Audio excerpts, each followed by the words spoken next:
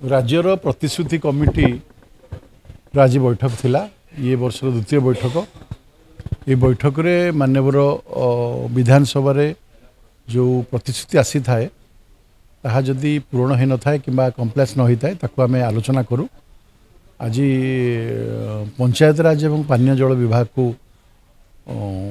डका जाइथिला एवं जो जो गुड़िक अनकम्प्लीट होता कम्प्लेन्स हो नथिला तार कौन कौन उत्तर रहिबो एवं कौन कार्यानुष्ठान निया चर्चा आलोचना है मोटामोटी भाव में प्रतिश्रुति कमिटी माननीय सदस्य मानकर जो प्रश्न पचारि था पर्यवेसित होता है तेणु आज आलोचना बहुत भल है। आगामी दिन में जो बाकी रहा ये बाकी तथ्य को आगामी दिन बैठक में समापन कर मिशन थाए जे समस्त घरे घरे स्वच्छ पानी पानीय जल जोगाई देवाई जो से केते बाट आगे से विषय किसी निर्देश रहा नहीं ये केवल विधानसभा भितर जो प्रतिश्रुति थाए